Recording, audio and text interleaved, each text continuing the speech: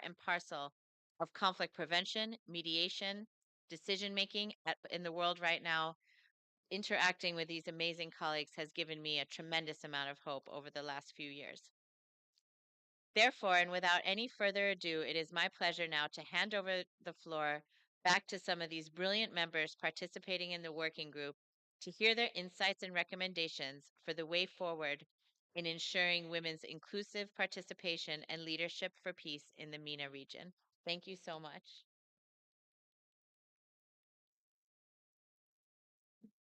Thank you, Sarah, for this. You gave me the perfect transition. So, as Sarah said, the Middle East faces persistent conflict and crisis. Palestine, Lebanon, and Syria serve as a recent stark reminders of a region grappling with war and conflict and instability. While these conflicts inflict profound suffering on women, they also highlight their remarkable resilience. However, women's essential contributions to ceasefire negotiation, reconstruction effort, national reconciliation, and peace building initiative remain largely overlooked. As Sarah mentioned, women accounted for only 9.6% in the negotiation processes. So, systemic injustice coupled with the international community's selective engagement in addressing conflict further impede women's meaningful participation in peace processes. Despite these challenges, women across the MENA region are actively transforming the status quo through innovative approaches, creating vital spaces for dialogue and demonstrating the transformative power of inclusive peace building. To talk about this today, I have the pleasure to welcome four amazing women scholars, and I will start with Dr. Dalal Iraqat. Bilal is Associate Professor of Diplomacy and Strategic Thinking at the Arab American University, Palestine. We have also Dr. Rubam Hassan, who is the founder and director of Sawa for Development and Aid. Dr. Noura Shuaibi, a dear friend here, who is Assistant Professor of Political Science in Kuwait University. And finally, we have Karma Akmekshi. She's the lead advisor, Women, Peace and Security Regional Hub at the Issam Faris Institute. So I'm going to start with a general question for all of you to kick off the discussion. And I want each of you to give me her own perspective on this general question. This question is about understanding the intersection of gender, conflict, and peace. So I'm going to start with Dr. Iraqat. How does conflict impact women and men differently in the MENA region? And how do gender dynamics shape the causes, consequences, and resolution of conflict? Thank you very much, Dalia. Allow me please to thank everybody who showed up here today with us. And also, gratitude goes to the Middle East Council for Global Affairs, the Assam Paris Institute for Public Policy, and the UN Women for organizing this panel. And since we are in Doha, please allow me to convey a message of gratitude on behalf of the Palestinian people to the Qatari government that had finally brokered the ending of the genocide that our people have been suffering for the past 15 months. Again, we also want to show respect to the Qatari government that continues to remind the mediators and the international players that Palestine is not merely a humanitarian file, that Palestine and for the ceasefire to sustain needs a political comprehensive framework. And here I want to thank, of course, His Highness Sheikh Tamim and the Prime Minister, Foreign Minister, and all the people who were working relentlessly and they put and demonstrated a lot of effort to safeguard and end the sufferings endured by 2.2 million Palestinian civilians. Half of those are children. Going back to your question, had you asked me this question 2 years ago, I would have answered differently. But when we look at conflict from an academic perspective, we learn and we teach our students that in order to resolve any conflict, we need to tackle the root causes of that conflict. And in the Middle East, we cannot neglect the Israeli military occupation. We cannot talk and address conflicts in general academic terms without specifying the urgency and the cause that behind all those sufferings. Having said so, I need to mention that for the past 20 years, for some data, 67% of the Palestinian civilians killed in the Palestinian occupied territories by the Israeli military authorities were men, and women were not more than 14%. Since October 2023, those percentages have shifted. As of today, 70% of the victims and of the targeted are women and children. And here I want to say that the Israeli military occupation had actually redefined the dynamics of gender when we look at conflicts. And allow me, as a mother, my daughter is 13. Her name is Sarah. And as a sister and as a daughter as well, tell you that in Palestine, the military occupation authorities target every Palestinian, every civilian, every human, no matter what. If you are a male, female, if you are young, if you are old, if you are Muslim, if you are Christian, if you are left or right, doesn't matter. It doesn't matter. Every Palestinian is target to the Israeli military occupation. So if we look at the conflict and its impacts from a gender lens, we can speak about, displacement, whether it is forced or voluntarily.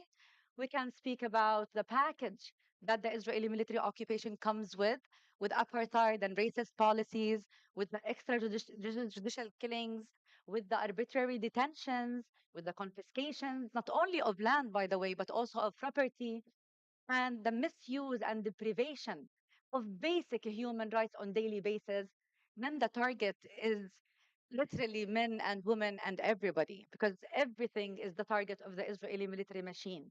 Their goal is to rid us from our right to self-determination. Their goal is to annex the land and to ethnically cleanse the Palestinian people, of course, to serve the greater interest of their state.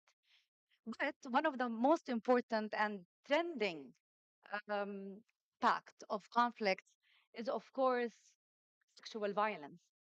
And here, allow me to say that after 15 months of genocide, we were fortunate that many international human rights organizations, including the UN Women, have documented all the crimes of rape, of gender based violence, of the mental health issues, of the physical and sexual harassment.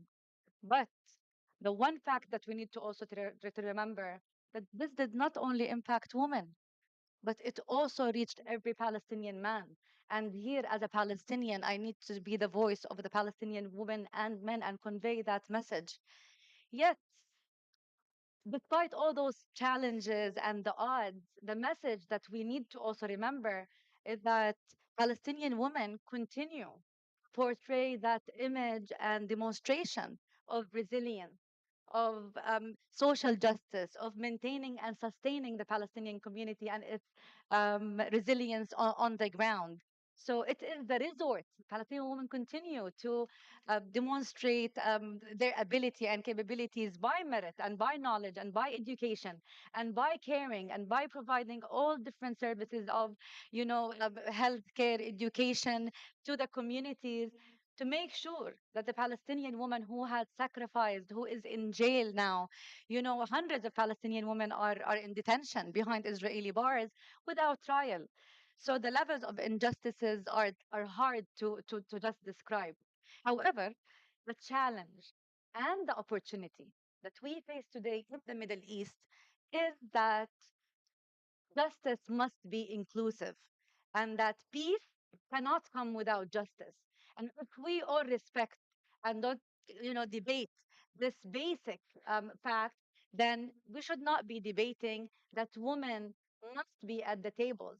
And here I must also reiterate that I'm not advocating for checking the checklist of, gender, or just, adding a flavor to the negotiating or peace building tables. No, we are saying that women need to be at the table equally as men, but by, of course, merit and capabilities and the qualifications in conflict resolution, in mediation, in peace processes.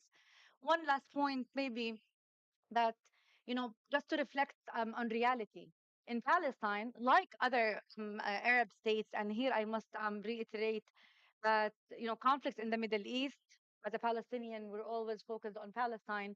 But I must mention also Sudan, Libya, Yemen, Syria, Lebanon.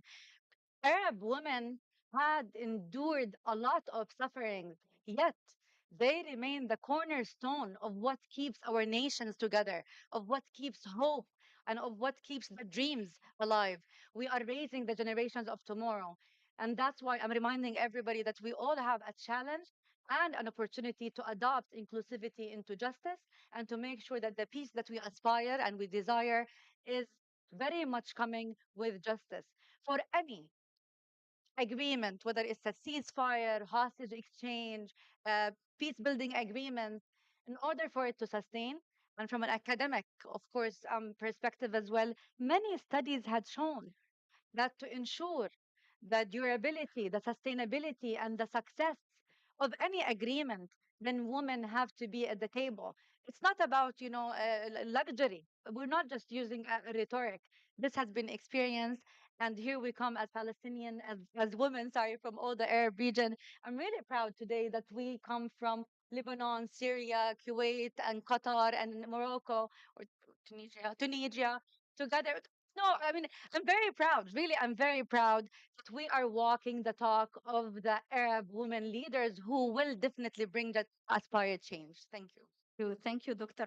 Arafat.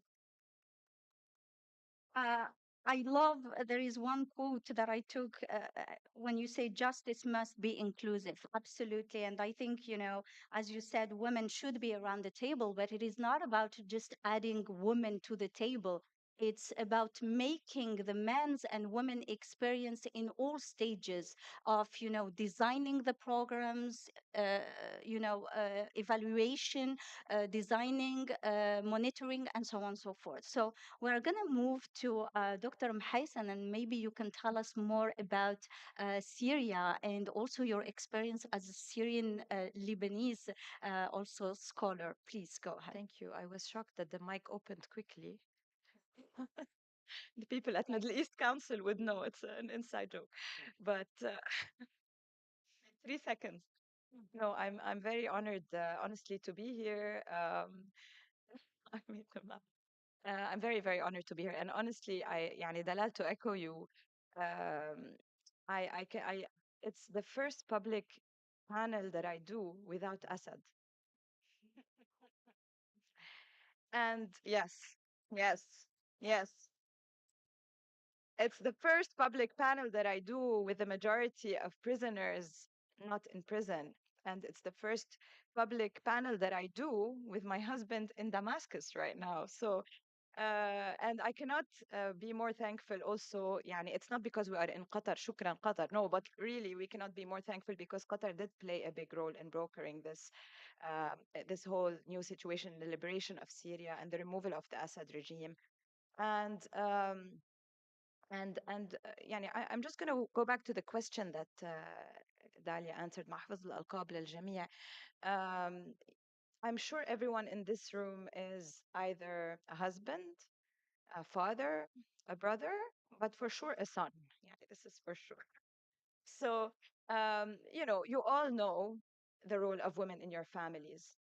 And especially Arab men, they know that Arab women are very, very, very central to families and to communities. Arab women are not oppressed, depressed, repressed, and all the est and waiting for people to come and save them. No, to the contrary, we are very matriarchal societies, and we are societies where women carry a lot of responsibilities without bragging a lot about it. Now, our new generation, we know how to market ourselves more. So I keep reminding my husband, I do this very well and this, so that but in general, we carry a lot of burdens. And the same way, we carry these burdens in a normal, privileged life. For example, when I travel, my husband calls to ask where the kids' pajamas are, whereas they are in the same place that they're always been. So imagine how things are in a war. In a war, this impact, this burden that women carry is much, much, much bigger. This is to really simplify. I've been working in refugee camps for the last 14 years. And honestly, the burden that women carry are incredible burdens. Women face bigger burdens in displacement. The majority of refugees are women headed households. More than 70% of families today in Syria are who have been displaced and in turn displaced are women headed households, which means the women have to take all the decisions. They have to take decisions about moving and being redisplaced once and twice and three times. The majority of families that pre Assad were looking for their loved ones and post Assad are still looking just to be able to, visit a grave for their loved ones. The majority of these family networks are founded by women. In displacement, also the double burden that women carry is huge because they have to negotiate to receive a food basket. They have to negotiate with de facto powers on the ground. They have to be in new countries where things are extremely difficult for them. And in families where men are there, there's also sensitivity around masculinity because if you're a refugee man and you're not fighting, your masculinity is a bit shaken, you know? And if you're a refugee man but you can't provide for your family, your masculinity is a bit shaken because we live in a society that also expects a lot from men, and men are suffering a lot as well. But this also يعني بيفشوا خلقهم بالنسوين. We know it, like they bring it out on their women, and women have to face additional violence in the tents. Of course, GBV has been used as a weapon of war, economic exploitation. We saw a lot of reports from organizations that work with women, whereby women had to face sexual exploitation to have access to aid. You know, so this goes throughout all of the exclusions, and on top of that, in wars women are not they are not invited to participate at all tables. And people right now, it's very funny because every time I go somewhere now, people ask me, what do you think will be the fate of women in Syria, you know, or what is the role of women in New Syria? And nobody has asked me what is the role of men, but they always ask what is the role of women. I mean, it's exactly the same. But people are scared that under this interim government and the future government, I mean, whoever it's going to be after, there will be a democratic transition, we hope. We are scared that women will not be represented enough. They were not.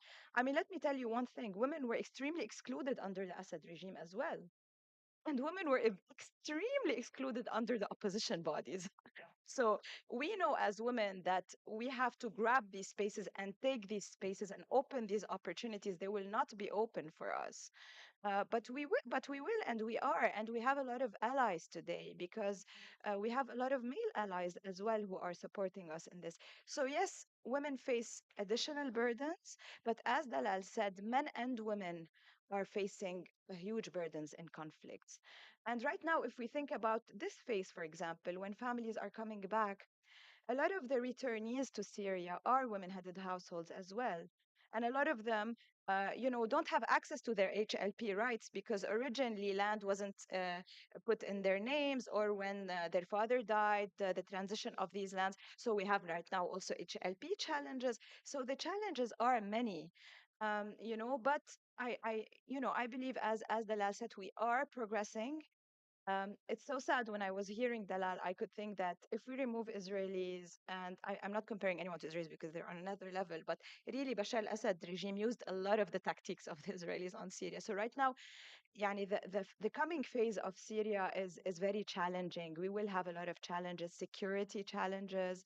We have economic challenges. We have social tensions. We have a fragmented society. We have returnees who will return to a land where there is no electricity, there is no schools, there is no hospital, there is no infrastructure, there are no homes, and women will bear this burden more. But yani, inshallah, at least we are saying that at least we are coming back to Syria that will be our own. So we will rebuild, and we will yani, put our hands together and hopefully try to disentangle all of these issues, and with the help of everyone in this room and everyone who loves Syria, I hope. Thank you, Dr. Mahaisa. But by now, after spending 2 days with me in the workshop, you know how I function. I love grab and goes idea. So yours would be, and I love this quote, it would be, we women to grab these places, and to do so, we need male allies. I love this. So I'm going to move to Dr. Shaibi, please, if you could give us your perspective on the question. Thank you very much. Thank you for being here. Dialogue such as this is very, very important, and we need more of it. I want to echo a point that Ruba talked about is the importance of women in our society. I have evidence to back that up, and it's mind blowing. There are academics out there that actually consult on policy. What they do is they want to predict when a said country would have a more favorable foreign policy to another country, right? For example, I don't want to name countries right now. It's just that's what the process is. The way they study it to see which generation will be friendlier to the other country is looking at the women. So, how many women are covered, hijab, how many women are not? When they look at generations of women that are covered, they predict that their sons will be more conservative. So their sons are more conservative. This means they will hold policy positions that are more conservative in foreign policy towards the said country. If women were not, they predict that they will be more liberal. So let's take advantage of that. So this is how the importance and role of women is played out there. But we don't really know about it. And that's how policy is really shaped in some countries in the future to predict foreign policy. So, this is how important women are. There is an inherent problem to quantify the value of women. This is what we have. That's the lack of quantifying it, because there has been systems for centuries that have quantified the work and output, KPIs, and percentage of success for men, men in the workplace, men, what have you.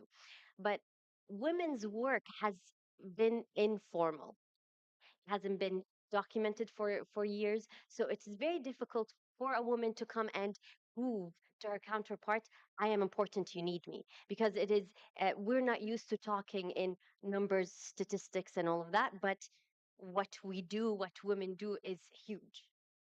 So this is something that we can see now. Traditionally, looking at the connection between how war and conflict actually impacts women or and men differently.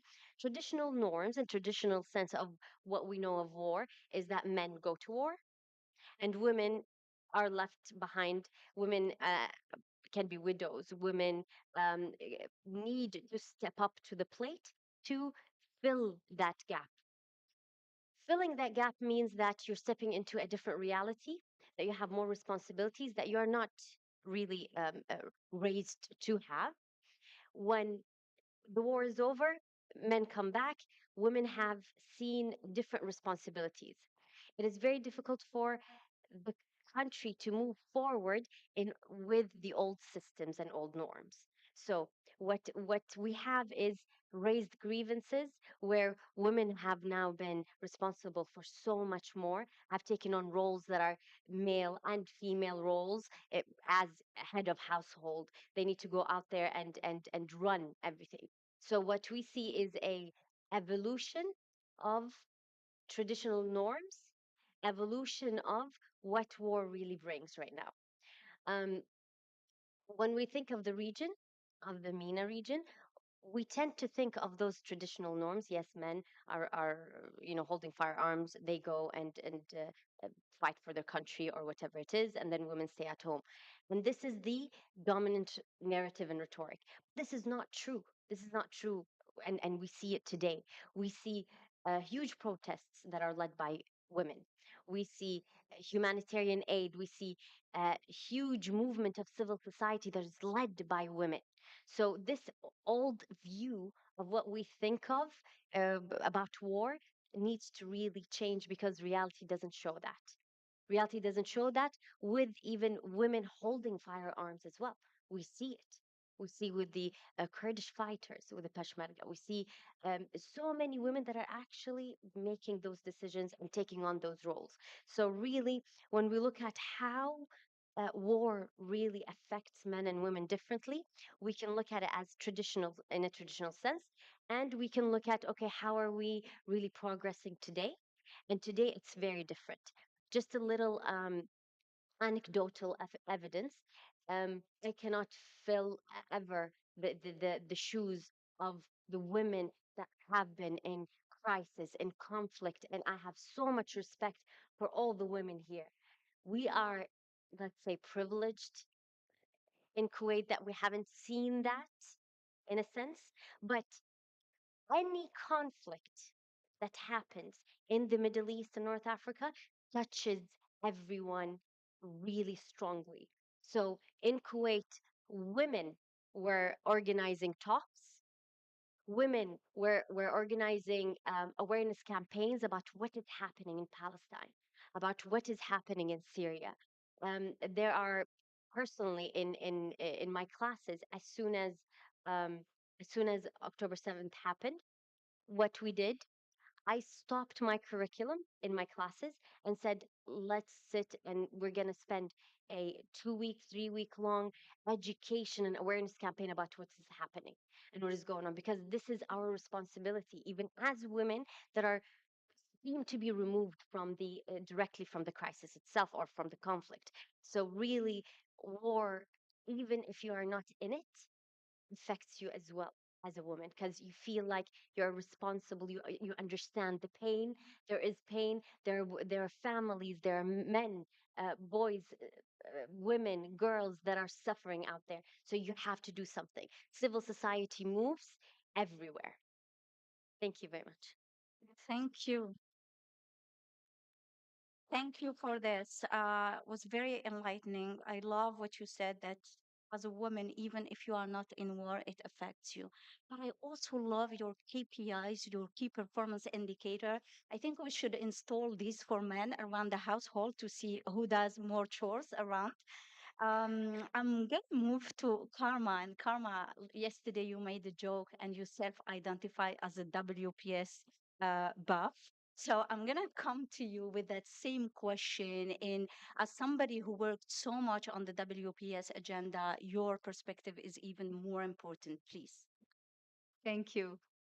It's quite intimidating speaking after three doctors, so who pretty much covered everything. Um, but good evening, everyone. Thank you for being here. It's such an honor and a pleasure to be in Doha. The last time I was at the Sheraton Hotel in Doha was in May of 2008. Qatar had brokered a deal between rival political parties in Lebanon to end an 18-month-long political crisis which had crescendoed into a mini civil war. The Sheraton was locked off, and elevator diplomacy up and down the hotel was on steroids. I was a young policy analyst, younger policy analyst. I mean, I was a younger person working on electoral reform, and my colleague and I felt like we needed to be in Doha. We said, we're going to go to Doha and we're going to negotiate with the political parties who were working on a new electoral law for Lebanon as part of the big package deal. And we're going to introduce some long awaited reforms into the legislation. As we were watching on TV, the planes, the different political parties, of course, not sharing the same aircraft, but traveling separately into Doha airport. My colleague and I spoke to our boss, and we asked him to send us to Doha. And he said, if you can get access, then we will let you go. So we started working out our address book. We started reaching out to the Qataris. We started speaking to different political parties, and we asked for access. Keyword, we asked for access. And we got access. We flew into Doha, and literally we were at the airport. We had no visas, nothing, no access to the Sheraton. We didn't know how we were on the phone. They let us on the plane. The Qatari authorities spoke to the airport. They said, let these two little young women get on the plane. They have something to do at the conference, at the meeting.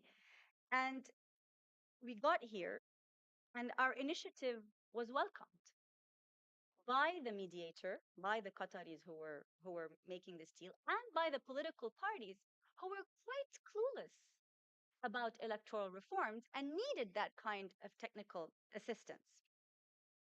It was right here in this hotel, and if you know, I think this is a political landmark in Doha. All the deals are brokered here, and if the walls could only speak, it was right here in the Sheraton where reforms like the pre-printed ballot paper were introduced in the electoral law in Lebanon. Up until then, you could take a paper from home and write the name of. We did not have pre-print. Only few countries don't have them, but we got that reform into the law. We could pass the supervisory commission for the elections, the permission for the diaspora to vote. All that happened right here. And that happened because the stars were aligned, because we pushed, and on the other side, there was political will. So, to answer your question, that conflict in 2008 had really affected us personally and as people who worked on electoral reform. So, we were bold, and the mediator was welcoming and empowering, and the conflict parties lacked the technical expertise. So, we leveraged our network. When it comes to policy and diplomacy, your network is your net worth. And so when we speak about conflict impacting us, women have a way of taking that crisis and transforming it into opportunities in ways that, to be honest, the men sometimes do not see. So here, what I want to say is that it's not about power sharing, it's about responsibility sharing. Let's share the responsibilities of the decisions. Otherwise, the men will take all the blame. So why not share that blame a little bit with the women? And then, you know, we can, it will be more, it will be fairer. So I wanted to tell the story because, of course, they very, perfectly highlighted some of the key consequences of conflict on women and resolution of conflict. But I want to say that if we don't push and if we don't ask and if we don't try, then we will never be at the table. And there are opportunities to do that. And conflict create opportunities to do that. The Chinese term for crisis is made of two characters, crisis and opportunity. It's what within the word, wei ji, is it's part of their culture.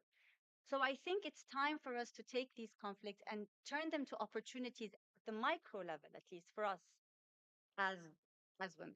I'll stop here because everything else was answered. Thank you, Karma. Thank you.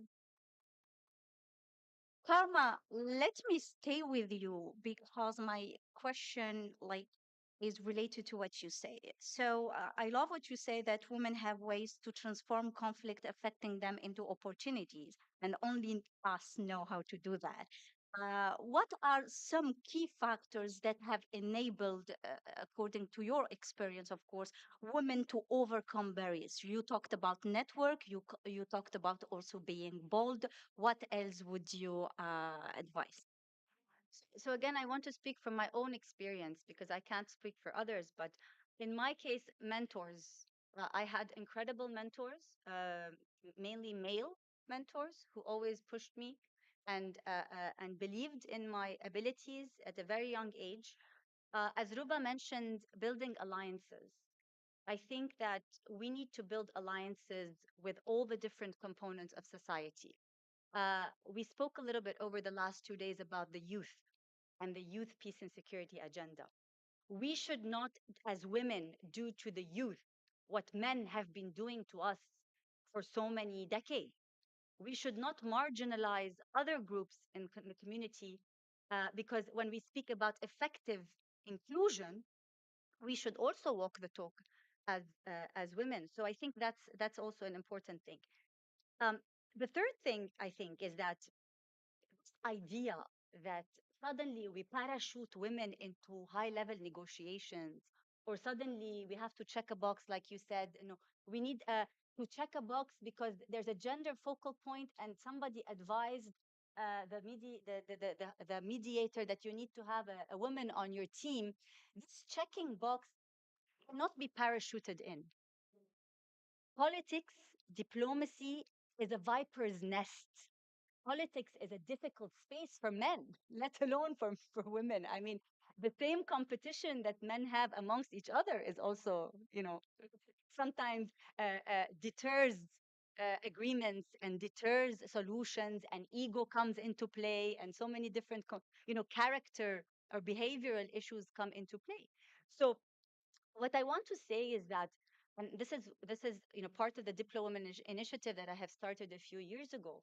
I think if we want women to get to these positions, we need to start young. These women need to start young. They need to choose career paths where they say, we want to be in politics, we want to be into diplomacy.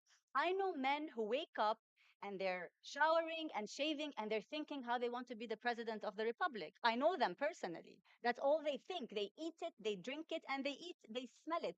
But women are always, afraid of having that kind of ambition. We should have that kind of ambition, and we need to teach. You are all professors, and I also teach at university. I tell the young women, dream to be shaking the hand of someone else and signing a peace agreement. Dream of being the president of the republic. Dream, and it will come. It will come. But we have to start young. We can't suddenly say, this person is going to be parachuted in. And I think one thing ما راحت بعدنا صغار شو بكي. But one thing I wanted to also invite us to think together is to think out of the box, and bear with me with this idea. Okay. I think this is the first time I say this in public. We need diplopreneurship. Okay. We need to think out of the box, and we need diplopreneurs. And I define this diplopreneurship as the intersection of mediation, the private sector, and the political and diplomatic elite who are willing to think together to find innovative solutions to complex challenges in conflict and post conflict settings.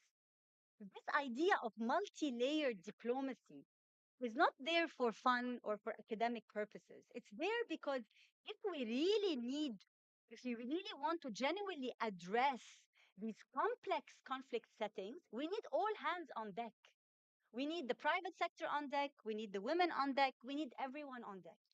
So we need to start thinking out of the box of how to approach these situations. And the minute we start thinking out of the box, women naturally fit into the solution. It's no more a question of only the two people in the room who are locked and discussing these things. And by the way, as a mediator, the nature of our work is very private. There are many women doing amazing work, but for protection purposes, they can't speak about them, and they can't talk about this, and they are behind the scenes and they're working on technical issues and they're trying to do the best they can, but they're not in the forefront. You only see the final photo op of two men shaking hands. So I think that those women who are on the back should slowly be pushed also to be put in the forefront. Thank you, thank you. So very, very enlightening, being bold, having ambitious alliances, networks.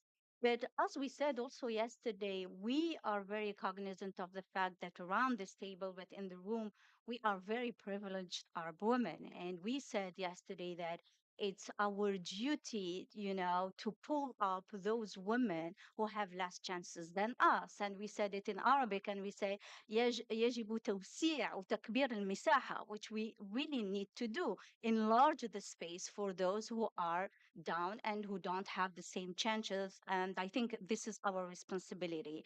I'm going to move to Dr. Mhaisan, and I would like your opinion and perspective on how are women leveraging their unique perspective and experiences to create innovative approaches to conflict resolution. Okay, I think when I go out of this room, I will not have one Western or European friends. I love you all. It's been 2 days. I'm like Sarah is shaking her. Okay.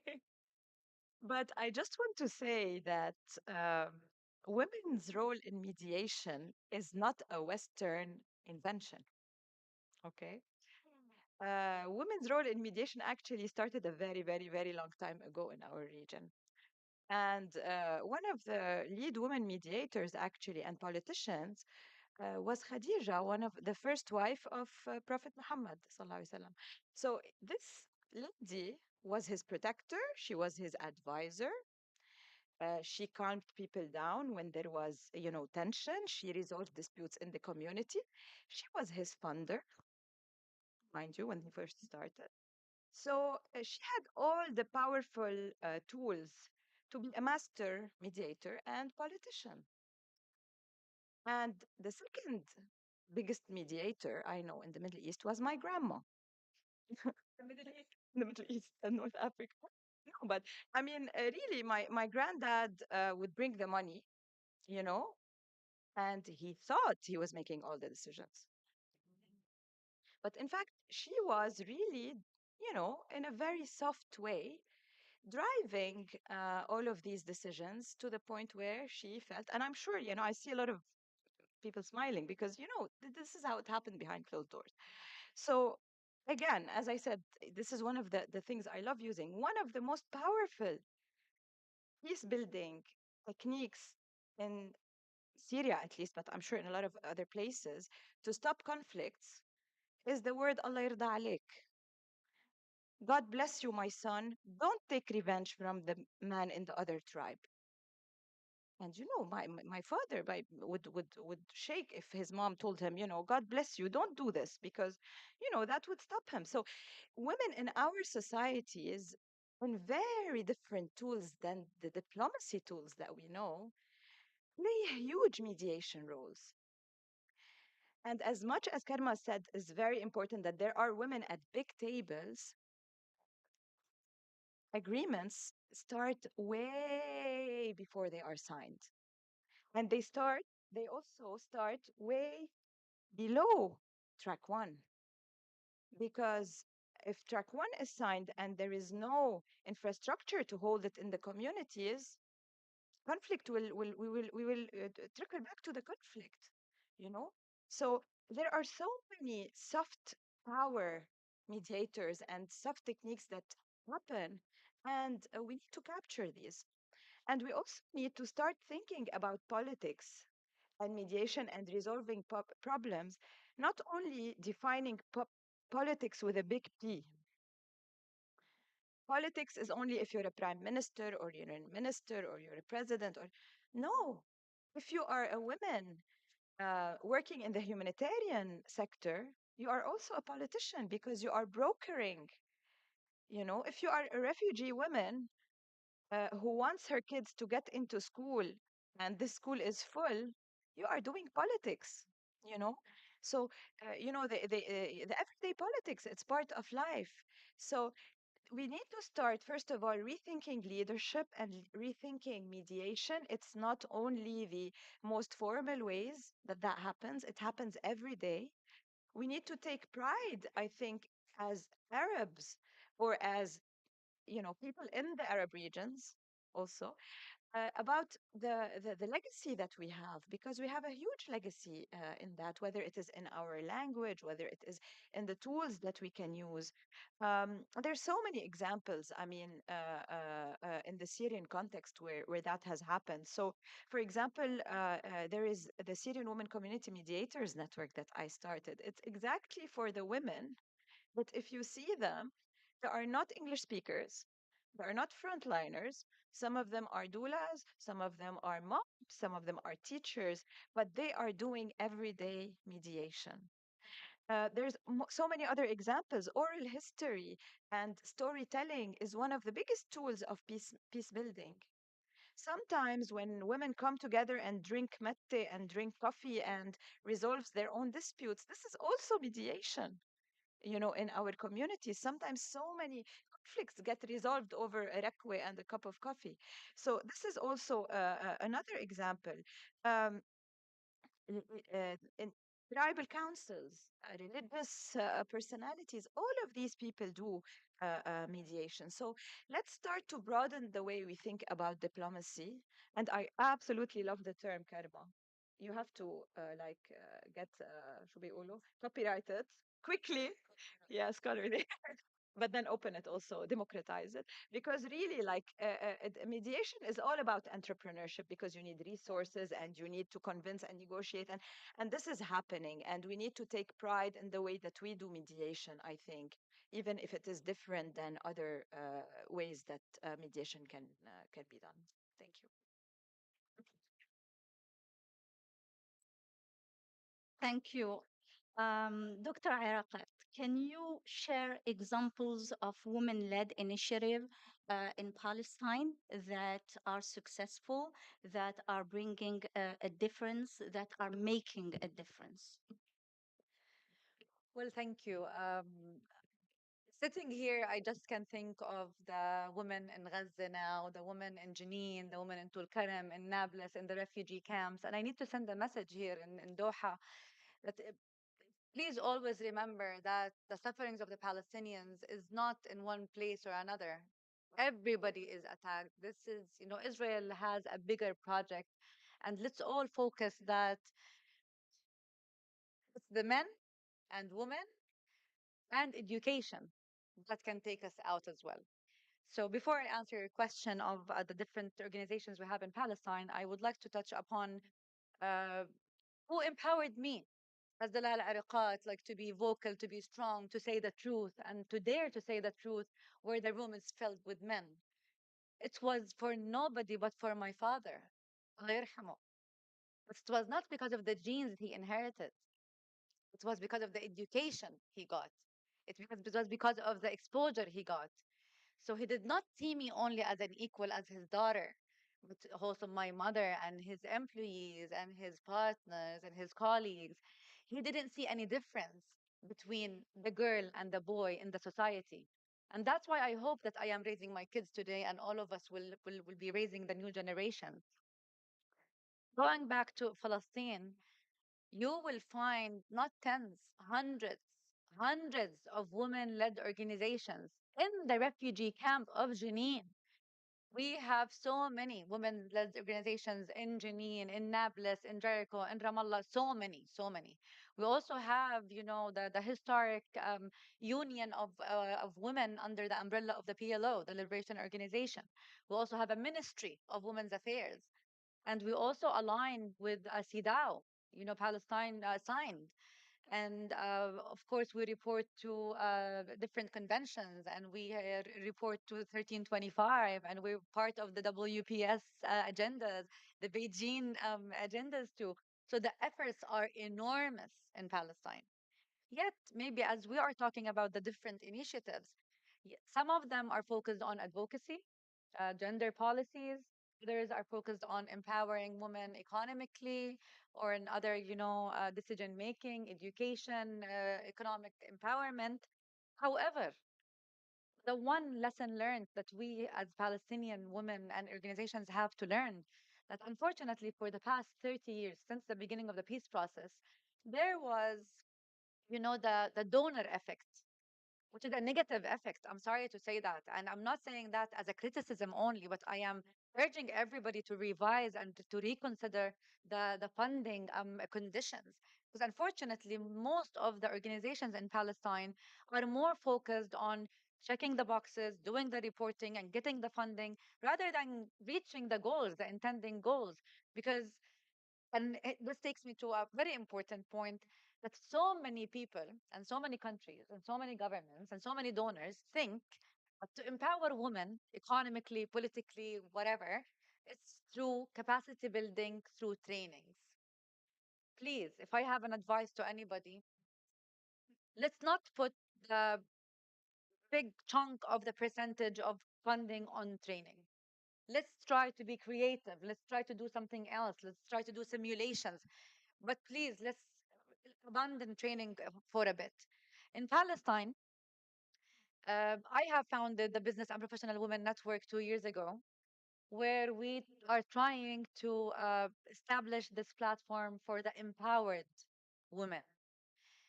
There are a lot of NGOs that work on empowering women, the small businesses, that small empowerment, the trainings, the younger girls. This is all important. This is very important. Some work on humanitarian aid, medical care, whatever. We thought, myself with another 33 women from different sectors, from academia, from agriculture, from molecular genetics, from engineering, architecture, sciences, all different spectrums. We, as individual empowered women, we had managed and succeeded to come as success stories of Palestine. We penetrated so many platforms all around the world. However, we realized no matter what we do as individuals, it will never compare to the power that we will have and to the impact that we can do in Palestine unless we come together, unless we join our forces. And again, this is not rhetorical, this is not cosmetic at all. We continue to push, each and every one of us in her own way. But we came up also with an idea of, and we ran it. We actually conducted the first Palestinian Women Summit in March 23 and March last year, and of course, in line with the International Women's Day. So the idea is not only advocacy and to try to help the decision makers and the policy makers advance more policies that are more inclusive of women, but also because I strongly believe, and the Palestinian women strongly believe, that the Palestinian women are the 21st century national brand for Palestine. I really want to brand Palestine and change that image and stereotyping. We are not the victims any longer. We are the resilient people. And the Palestinian women, the success stories, they are heroic. And this is what we need to show the world, that we are attractive, yes, in our power, in our capabilities, in our skills, and what we have in common with so many people around the world. So here we come, we're trying to shift the narratives and shift the ways of thinking. Yet we also need some international mechanisms. As I mentioned, we have UN Security Council resolutions, we have the WPS. We need to move from the walk into the talk, translating all those actions, translating all the statements and the nice civilized language, when the different governments, speaking of the American administration, for example, and the previous one, everybody speaks of equal measures, prosperity. This cannot happen. This cannot be translated on the grounds unless Palestinian women, like Palestinian, of course, civilians, are granted their rights. This is not a favor that we are talking about. And somebody might tell me, yes, you can continue to educate yourselves, go focus on technology, do entrepreneurship, yeah, karma, do some whatever virtual businesses. Okay, thank you. We're trying to do everything, yet the Israeli military occupation can only grant me, in the best case scenario, 3G services in the West Bank, 2G services in Gaza.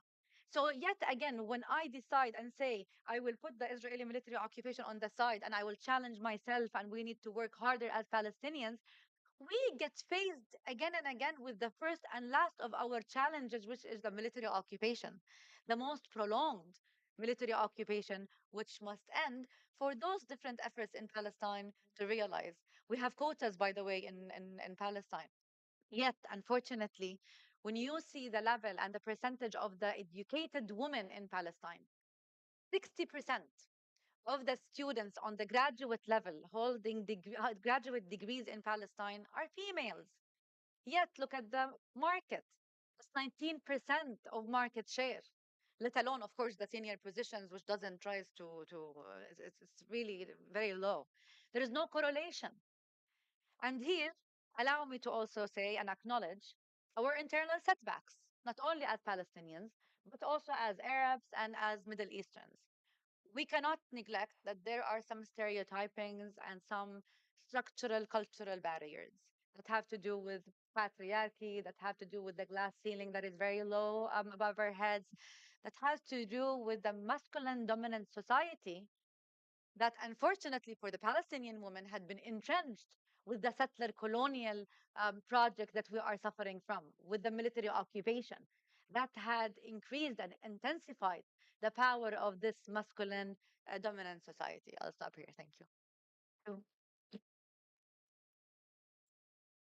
There is so much to unpack there, but I liked what you said about, quotas. We all have in the R board a lot of quotas. I think in North Africa, for instance, a country like Algeria used until recently used to have 32% of the parliament was women.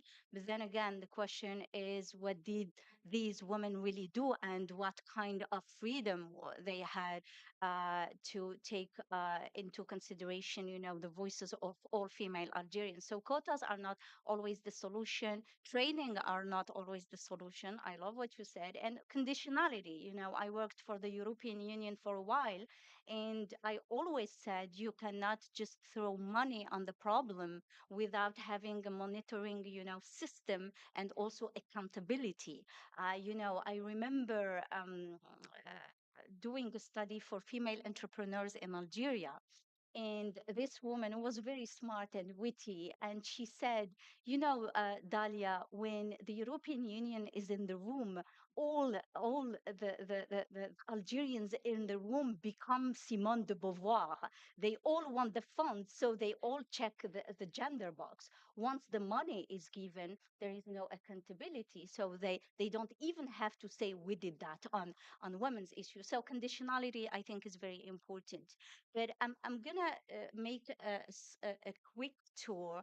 I want you, as we do know that we have great, amazing policymakers in the room, to give them your 2 cents on exactly how can we ensure that women's voices are meaningfully including in all stages of peace processes. Very quickly, we'll go to Dr. Shaibi, and we will continue so we can give also the audience a chance to interact with you and to ask you questions.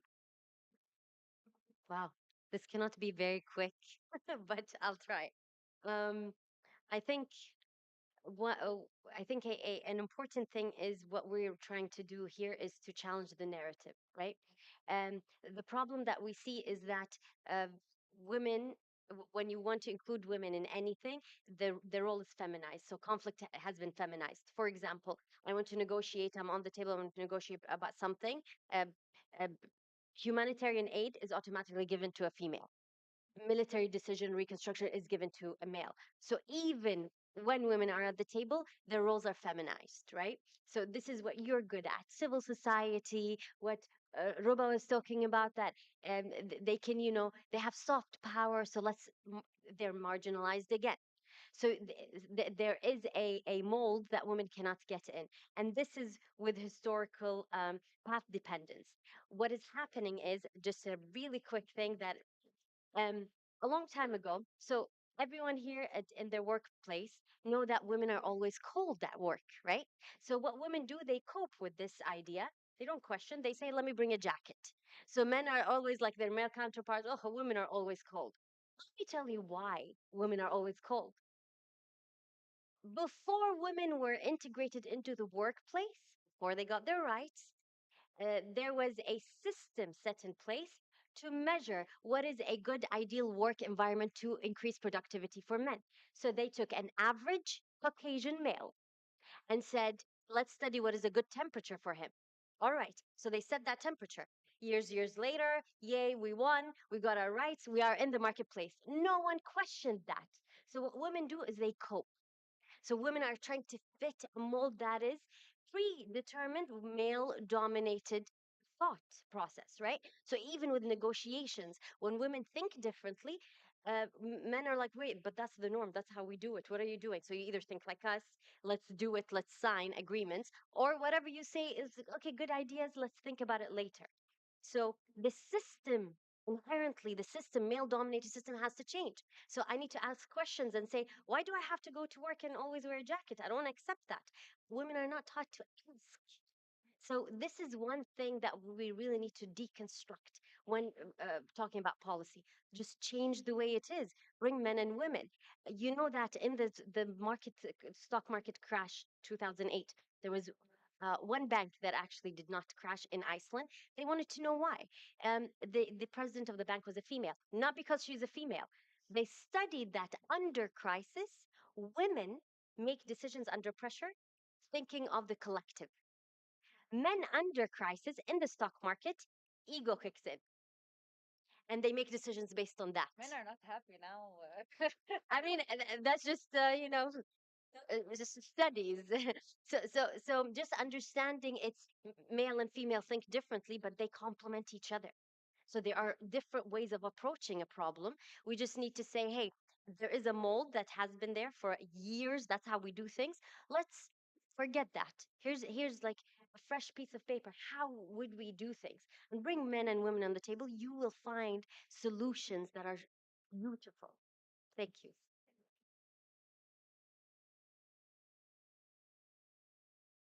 You have special standing up ovation there for you from our uh, colleague Françoise. So Dalal, then Ruba, and then Karma, please. Well, thank you. I think I have two or three messages. The first one of which um, the lesson learned is that such a panel of a female dominant panel should not be a yay, yes, nice, we did something special, or a provocative action. This should be normal. Second thing is, yes, we need to raise boys and girls who see each other as equal, responsible individuals in their societies. Not only equal in terms of what they get, but also what they give to their societies. Number three, and this is to the policymakers, and this is a message that I want to convey to Qatar and to the Qatari government. Qatar had been, and I teach this to my students, I teach diplomacy. Qatar had set an amazing role model of brokering different conflicts, not only in the Middle East, like I mean, from Venezuela to Afghanistan, but also for the Palestinians, for the Syrians, the Lebanese, on the internal reconciliation and broader political conflicts. So I would love to see Qatar setting the grounds in entrenching and advancing their role model of brokering in having more women at the table. It is by demonstrating that I think, and we all think, I guess, that Qatar is capable. And if they set this role model, I think they will anchor to be replicated, and that would be the norm from now on. Not only about, if we look at the Palestinian reconciliation talks for the past 17 years, different LA tours in different capitals. Unfortunately, we don't see women representation. And again, we don't want to only advocate for women because of their gender, but we want the right people in the right places. No, we don't want equal basis, but the inclusion of women. And I hope that Qatar will lead in setting this role model. Thank you, everybody. Speaking of temperature, it's so cold. والله تلجت أنا. كثير برد. Men are not cold. Look. No, I'm joking. No. Um, speaking of anecdotes, Karma, I was also young-ish and still young, but I was at the UN headquarters in New York, and I was with a colleague, Zozan, you would know him, Mazen Darwish, and we were going to meet, just to say that not to blame everything on men. We were meeting with an ambassador, and it was a woman ambassador from a Scandinavian country. I will not name it, but it's a woman. And we went in, me and my colleague Mazen, and it was a briefing on humanitarian issues in Syria. He's good on the justice accountability side of things, and we had the next meeting on justice. But this meeting, we went together as a team. So we went in, and the ambassador gave Mazen her card, and then she asked him what he wanted to drink, and I'm not joking. And then she asked him to introduce himself, and then she asked him to give the briefing. And then he said, well, actually, I'm here to accompany my colleague. Haram, I could not tell you how her face become. So just not to always tackle men, we all have been conditioned to be these people. Yani, women who are, yani, and as Karma said, we risk doing the same thing with younger people. When they talk, we're like, oh, what are they talking about? But no, it's their space. They have to talk. So yani, just not to blame everything. The structure and the institutions, the systems have become this way, and we all have to put an effort to counter these systems. But maybe just a few tips. If a woman talks, don't try to repeat what she said in your own way. you know don't ask women, what are we having for lunch today at the office? You know, what do you think we should order? When a woman starts speaking, don't hold your phone. Because when a man speaks, everyone is listening. But when a woman starts speaking, everybody remembers that to check their emails and meetings. Anjad, it really annoys me. Don't say Dr. Muhammad and Sister Ruba. I spent also 4 years doing my PhD, you know, as long as he did, you know.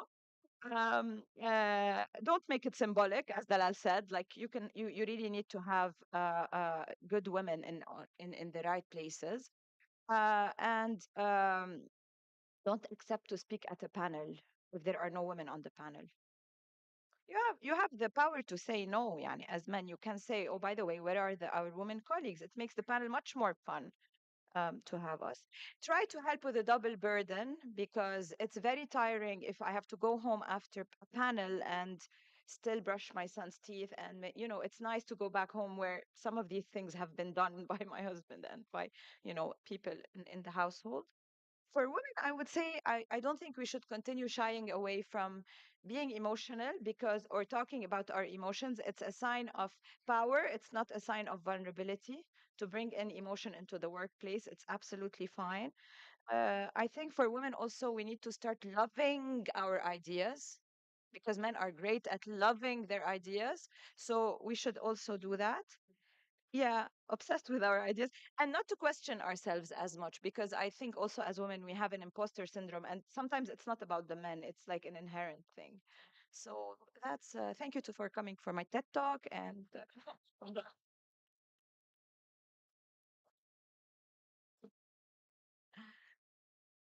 So maybe just 3 points. Women inclusion should not be a burden. Huh? It shouldn't be like this. Oh, we just had the Swedes visit us and tell us we need to include women. It shouldn't be a burden. Yeah, I mean, I hear this many times. An ambassador comes in, visits a government official, and they told us to include. It shouldn't be a burden.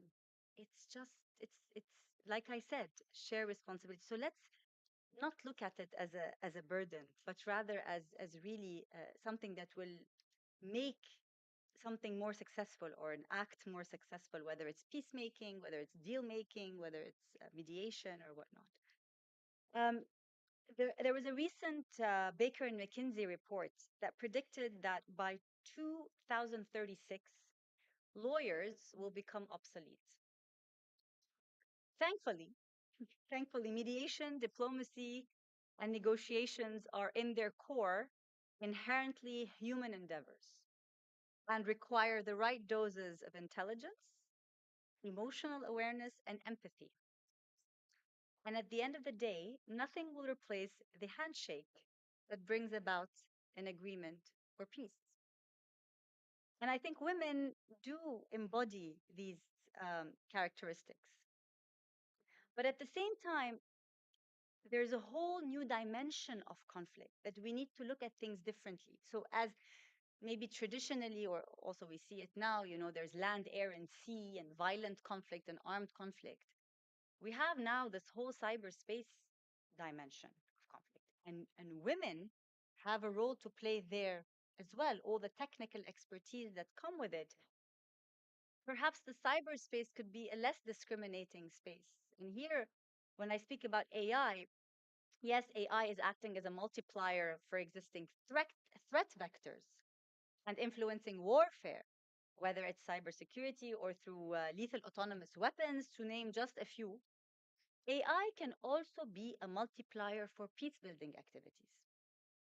And if using AI for enhanced threat mitigation or AI's power of predictive analysis to develop cooperative AI models to help in mediation and resource allocation. And maybe AI will finally tell the donors to coordinate and not to bond, not to put their money in the same activities and to avoid duplication and triplication. So I think that's also where women, have to bring their perspective when it comes to all that technical side of things. And finally, I think that many of our countries, at least the panel, Palestine, Syria, and Lebanon, we're now embarking on a reconstruction spree, on a reconstruction journey. And when I say reconstruction, I don't only mean al-hajar, رش الحجر بس. We have to reconstruct our institutions. We have to reconstruct our fragmented societies. We have to reconstruct our social contract, whether it's in any of our countries. And we have missed enough opportunities not to do reconciliation through reconstruction. And I think that women on all levels, so from grassroots to the ones who are already in decision making, there is a lot of work to be done. And I think that we all need to be very, very alert, including the women in these phases of the reconstruction of our countries. So these are my 3 cents. Thank you. Thank you for this. So I'm gonna turn to the audience and take 2 to 3 questions. We have people here who can give you the mic. Please introduce yourself very quickly, ask your question, and tell us to whom you are asking the question.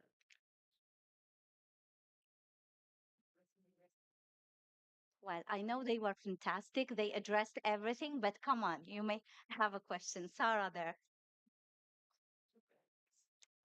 Hi. سلمى ما حكينا 3 أيام سوا. بمزح عم نمزح. Sarah? Hi, good evening, everyone. Sorry. Hi. Thank you so much for the Middle East Council and for IFI for putting together this wonderful, wonderful panel. An all-woman panel is an exception. This is not the norm. I have personally not seen a lot of all-women We at the Middle East Council on Global Affairs, we are exceptional. Thank True. you. True. Bravo. True. So I ran a couple of numbers while my colleagues were speaking, based on data that we collected, and it's going to take another 60 years for gender equality to be reached in diplomacy. Now, I know all of us here are young, but we're not that young, so we're probably not going to be Invest in longevity. yeah, but I'm not probably not going to be around to see it, right? And the picture is actually very, very bleak. There are still not enough women diplomats. There are still not enough women mediators. There are still not enough women negotiators. As much as we celebrate and commemorate, they're nowhere. As much as we push, as much as we lobby, as much as we bring our own chairs to the table, as Karma did in 2008, it's simply not translating at a quick enough pace for this to actually be making a difference. And it's not just a numbers problem. You know that, even if we have a lot of women negotiators or diplomats or whatever, they're not being sent to capitals where strategic decisions are being taken. They get sent with all due respect, but to, you know, the Nordic countries, to the Scandinavian countries. But what about Beijing, Delhi, DC? This is where we basically need to see more women. So my question is, um, in light of the fact that these decisions are made behind closed doors by men mostly, how do we bring a chair to the table? How? Just I really want to hear your thoughts because you are all in positions that I'm an academic, so I'm not in a space to be making these decisions. But just if you can maybe shed light over how can we make that difference, right? And how do we ensure that, women are in positions and in capitals where decisions are being taken, and how can we speed up the process of reaching that sort of equality in diplomacy? Thank you. And I don't know who would like to answer this, but if you could all maybe chip in, it would be great. Absolutely. Let's start with Noura, please. Thank you for this question. I'd like to think maybe in 60 years we don't have wars. So we reached, global peace, maybe. We don't know. That's a very good observation. And there is like a gap between the number of women who graduate with uh, peace and conflict resolution studies related degrees and the number of conflicts, the number of negotiations on the table. I think we need to focus on low hanging fruit, okay? Just so we're more practical and pragmatic so we can decrease that 60-year gap. Um, the whole idea of tokenism, which has been floated around, which is like the symbolic thing, let's tick the box, we need a woman at the table. It is a double-edged sword. So yes, this is, unfair. It's not really giving any substance to the case, but this you women can take advantage of that in the sense that this means that their governments or their institutions or something have signed responsibilities of some sort of representation. So then there is accountability. So you can actually go knock on the door and say, okay, this one token person, let's see what she has done. Okay, can we train her? Sorry, you don't like training. Can we empower her? She's already empowered to do more. Okay, let's test out. Let's rotate the women. That's great. Like push on that low hanging fruit where the country, the institution, whatever it is, signed an agreement. Let's hold that accountable and push that door and keep pushing. So that's Thank you, Nora. Dalal, your 2 cents on this? I'll add maybe one more practical way to take this forward because in Palestine, we are working on advancing and pushing for a feminist foreign policy. Of course, inspired by the Scandinavians, and this might not take us to the end goal. That's why we don't only advocate for having women as ambassadors and diplomats, but for the diplomatic law in every country, to start with Palestine, to make sure that there is a good inclusion based on merit and that the diplomatic institutes and the diplomatic academies of our own countries graduate those people who are not only trained, but who have the skills, the knowledge, the experience, and enough education. And maybe UN Security Council Resolution 1325 or the WBS agenda can also adopt a more binding mechanism on all member states in the UN to make sure that inclusivity is ensured and those countries who are joining those conventions not only adopt a feminist foreign policy, but make sure that the right people, like men, like women, are in the diplomatic representation. Thank Yes.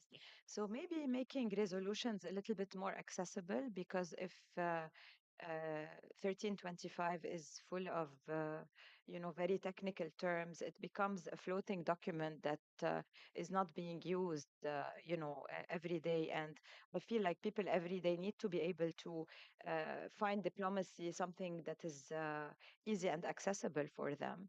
I think we are at a golden time right now because genuinely, if I have been here before December 8th, 2024 on the panel, I would have been a whole different person. I don't want to engage in politics because there is normalization with the Assad regime and because Gaza, like the genocide is ongoing, and because in Lebanon, we were presidentless and all of these issues. So I think right now is a golden, golden, golden time for the region. And everyone is talking about politics today. If you go down to Syria now, and I don't know why down, but if you go to Syria, literally people on the street, in every village, in every corner, everyone is talking about politics. And the youth are, for once, feeling like they have ownership and agency over their own countries. And they want to have a voice and they want to have a say. So, yeah, it is a very golden opportunity. Also, maybe don't do any board meetings after 6 p.m. This is also very, very important. Okay. No, but genuinely, I think it's a very important opportunity right now to really work on politics. Yani political programming in the region because people are so thirsty for it after years of like oppression and dictatorships. So maybe Karma will take the next one. But we have Dr. Salma Nims and also Suzanne there and somebody here who wants to ask a question. Did I? And another person there. So we have four. First of all, thank you so much for this inspiring panel. It's been a while since I got such an, inspirational, and it's with the substance. It's not because only women are there. And that's what I want to talk about. The core to why we are facing this increased conflict in the world is the internalizing of patriarchal concepts among politicians, men or women. We see extreme right, radical right in Europe, which is led by women. So what we need to bring back is the beautiful romanticized principles and values of what we think women brought to the table and would bring to the table, but it needs to be adopted within diplomatic teaching by men as well as by women. And I think this is something that we need to also push forward. So maybe, Karma, since you are one of the, and you were going to answer the next question, to tell us how could women, such as such as you, how could they change men at the table to adopt concepts where the end of a negotiation is not victory, but compromise? Because in the end, really, we cannot reach anything if it's not compromise, you know? Thank you. Thank you, Dr. Nims. Before Isha, you want Karma, to take a let few us questions? take a Okay. round of questions with the who was the second? I think Suzanne, person in the front, and then there. You can be. How nice of you. You see women mediators. Go ahead, please. Thank you very much. My name is Gulam Asmal. I'm the ambassador of South Africa. And thank you to the Middle Council and the panel for a fantastic panel. It almost sounds like deja vu because just before the birth of the democratic in South Africa in 1994, we were having similar types of discussions. My observation is that much of the discussion has been on mediation and so on. But how much investment should we be making in reconstruction and development, truth and reconciliation, and most importantly, social cohesion after conflicts? I think the preoccupation with mediation and all that sorts of gives an impression that we are defeaters and not convinced of victory thereafter. But the real work begins after victory, when you're out of the limelight of the international community and you're left to your own devices and devious policies of others. Thank you. Thank you, Your Excellency. The person in the back, and then Suzanne. Good. Thank you.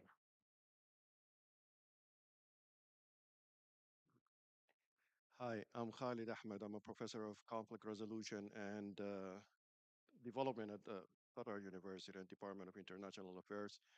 I'm highly intrigued by everything I heard here today. Thank you very much for your honesty and sharing everything, including your personal experiences with us. I just want to ask a question and I want to comment. Dr. Roda, Roba, you mentioned something very interesting about how you reinterpreted your grandma's actions as a form of mediation. And I think that's very intriguing, local indigenous ways of understanding mediation or redefining mediation.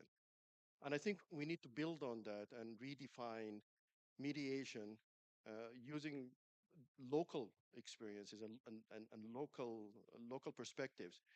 But that also took me to another place. Why not redefine peace itself, the definition of peace from a local ontology and epistemology, especially those who are in Palestine and Syria. The women there experience something, they're very drastic and dynamic. They have a very different understanding of peace and what it means, rather than having a cookie cutter approach to peace and just distribute it around the world as if it has one meaning. So I don't know if that already begun or something that you would be interested in doing. And I have a question for Karma. Uh, you mentioned something about participating partnership with the private sector. Could you elaborate on that and how exactly and what kind of private sector and why? Thank you. Suzanne, very quickly, your question. Suzanne. Actually, I think the gentleman already mentioned my question. My question is to Karma and maybe Ruba also, because they both had, or maybe Ruba had something about the economy and women. So now, as a woman coming from private sector, I think it's time to think not only about the mediation and politic. We should also think how we can bring more women to market and to private sector. During my work in Syria, 13 years, I just wanted to see one corrupted woman in the black market. No one. That's to no, really, I'm sorry to say that, but no one. All the war, or war, تجار حرب شو I mean, I just want one woman, so I can just, I mean, give from somewhere because we should be in the market. So my question is to Karma and Ruba also. w- Now it's the time to think how we can bring more women to the market, to economic stuff. And we have a lot of women in private sector, but they are not in the front line. It's time also to bring them, how we can bring them and engage more with these women. Thank you. Thank you for that. So we're gonna start with Karma, then Ruba. So, first, just quick reality checks. Wars are not going to end.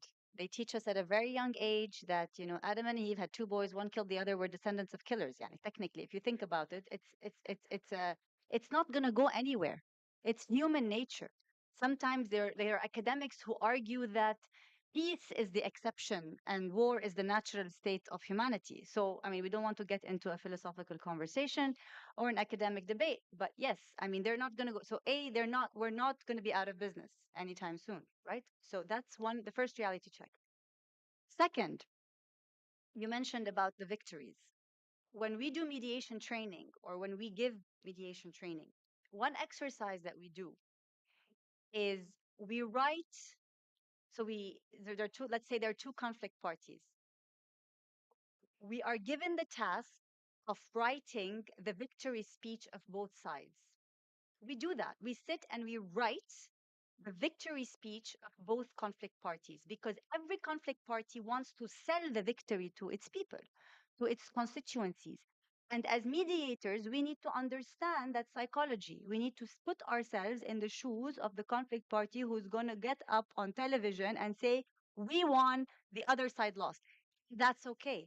That's another reality check. Every conflict is a lose lose conflict, in my opinion. But tactics matter. And every conflict party needs to sell a victory. And we as mediators need to do that. And so I don't mind. بالعربي بنقول بدنا ناكل عنب ما بدنا نقتل الناطور. أنا بدي آكل عنب. We want to solve the problem. The optics are going to remain optics. And we should also accept that as women. And this is something that men and women think differently about. But I think I've spent so much time with, our political I don't want to call elite, but I can't find another. No, leadership that we learn how they think. And I think that women should accept that they should spend time and energy understanding also how the men are thinking so that we can find a middle ground. So I wanted to say that with regards to the truth and reconciliation, I mentioned in my last intervention that we are embarking on a long journey of reconstruction and reconciliation and rebuilding our institutions and social cohesion. So I fully could not agree more that truth and reconciliation, whether it's in Palestine, intra-Palestinian, intra-Syrian, and intra-Lebanese, are cornerstones of rebuilding our states, of rebuilding our state institutions and revisiting our social contract because people are afraid to say this. They're afraid to talk about the change that we need. There's a reason why you have the First Republic, the Second Republic, the Third Republic in France, for instance, you're at the Fifth Republic, right? There's a reason why these things happen because you revisit your governance structure, you revisit the political system, and this is a natural evolution of any nation state, and it's okay. We should not be afraid of that. So I fully agree with what you said. And with regards to the private sector, few years ago, the Danes appointed an ambassador to Silicon Valley. I was infatuated by that and researched it a little bit more, and I understood that they had come to terms with the idea that the GAFA, so the big, the Google, Apple, Amazon, the Facebook at the time, Meta, there did not exist. They are ruling the world, and they are playing that gray area of diplomacy between countries. I mean, today We are embarking, I think, on a decade of transactional politics and transactional diplomacy with the different leaders that are emerging across the world. I mean, everyone gives Trump as an example, but it's not only the United States. It's a pendulum swing. This is natural. It happens, over history. You go to one extreme and then you go to the other extreme. But we are now going to that extreme where politics is going to be highly transactional, diplomacy is going to be highly transactional, and I would say high powered diplomacy is going to be dominant. This idea of peace through strength is going to be mainstreamed a little bit in the next decade. So you have Elon Musk sitting in the White House. That's a very basic example of the private sector playing, its role. So what I'm trying to say, and I don't want to take all the time, but we have to think of how to monetize peace with the private sector. War is a lucrative business. People make a lot of money out of wars. And sometimes they prolong it because they're selling certain weapons or there's a military industry behind it or all that. How can we monetize peace to show the private sector that they are partners in, that this will make you more money than you have? Everyone has a way to speak to them. The politicians have a way, a language you use with them. The private sector has a language you use. The media has a language that we should use with them. And we should understand the psychology of all these different stakeholders in the peace building ecosystem so that we can come out with optimum situations and long-term peace for conflicts. Thank you, Karma. Ruba, very very quickly, ماشي حسبناه بنات.